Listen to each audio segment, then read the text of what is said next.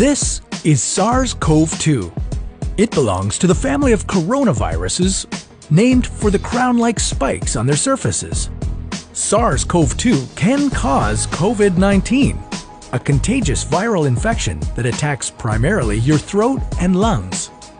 What actually happens in your body when you contract the coronavirus? What exactly causes your body to develop pneumonia? And how would a vaccine work? The coronavirus must infect living cells in order to reproduce. Let's have a closer look. Inside the virus, genetic material contains the information to make more copies of itself. A protein shell provides a hard protective enclosure for the genetic material as the virus travels between the people it infects. An outer envelope allows the virus to infect cells by merging with the cell's outer membrane. Projecting from the envelope are spikes of protein molecules. Both a typical influenza virus and the new coronavirus use their spikes like a key to get inside a cell in your body, where it takes over the cell's internal machinery, repurposing it to build the components of new viruses. When an infected person talks, coughs, or sneezes, droplets carrying the virus may land in your mouth or nose and then move into your lungs. Once inside your body, the virus comes in contact with cells in your throat, nose, or lungs. One spike on the virus inserts into a receptor molecule on your healthy cell membrane like a key in a lock. This action allows the virus to get inside your cell. A typical flu virus would travel inside a sac made from your cell membrane to your cell's nucleus that houses all its genetic material. The coronavirus, on the other hand, doesn't need to enter the host cell nucleus. It can directly access parts of the host cell called ribosomes. Ribosomes use genetic information from the virus to make viral proteins, such as the spikes on the virus's surface. A packaging structure in your cell then carries the spikes in vesicles which merge with your cell's outer layer, the cell membrane. All the parts needed to create a new virus gather just beneath your cell's membrane. Then, a new virus begins to bud off from the cell's membrane. Now, with the virus spreading in your body, how can you develop pneumonia symptoms?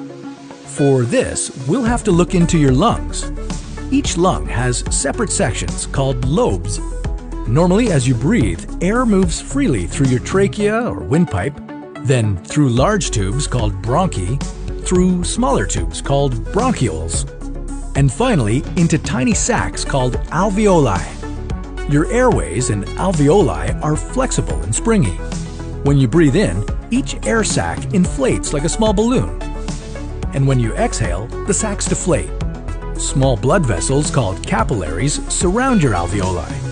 Oxygen from the air you breathe passes into your capillaries, and then carbon dioxide from your body passes out of your capillaries into your alveoli so that your lungs can get rid of it when you exhale. Your airways catch most germs in the mucus that lines your trachea, bronchi, and bronchioles. In a healthy body, hair-like cilia lining the tubes constantly push the mucus and germs out of your airways, where you might expel them by coughing. Normally, cells of your immune system attack viruses and germs that make it past your mucus and cilia and enter your alveoli. However, if your immune system is weakened, like in the case of a coronavirus infection, the virus can overwhelm your immune cells, and your bronchioles and alveoli become inflamed as your immune system attacks the multiplying viruses. The inflammation can cause your alveoli to fill with fluid, making it difficult for your body to get the oxygen it needs. You could develop lobar pneumonia, where one lobe of your lungs is affected, or you could have bronchopneumonia that affects many areas of both lungs. Pneumonia may cause difficulty breathing, chest pain, coughing, fever and chills, confusion, headache, muscle pain, and fatigue. It can also lead to more serious complications. Respiratory failure occurs when your breathing becomes so difficult that you need a machine called a ventilator to help you breathe. These are the machines that save lives and that medical device companies currently ramp up production for. Whether you would develop these symptoms depends on a lot of factors, such as your age and whether you already have an existing condition. While this all sounds scary, the push to develop a coronavirus vaccine is moving at high speed. Studies of other coronaviruses led most researchers to assume that people who have recovered from a SARS-CoV-2 infection could be protected from reinfection for a period of time. But that assumption needs to be backed by empirical evidence, and some studies suggest otherwise. There are several different approaches for a potential vaccine against the coronavirus. The basic idea is that you would get a shot that contains faint versions of the virus. The vaccine would expose your body to a version of the virus that is too weak to cause infection, but just strong enough to stimulate an immune response. Within a few weeks, cells in your immune system would make markers called antibodies, which would be specific for only the coronavirus, or specifically its spike protein. Antibodies then attach to the virus and prevent it from attaching to your cells. Your immune system then responds to signals from the antibodies by consuming and destroying the clumps of viruses. If you then catch the real virus at a later stage, your body would recognize it and destroy it. In other words, your immune system is now primed. Collecting evidence on whether this will be possible, safe, and effective is part of what's taking researchers so long to develop a vaccine. It's a race against time to develop a vaccine amid a pandemic.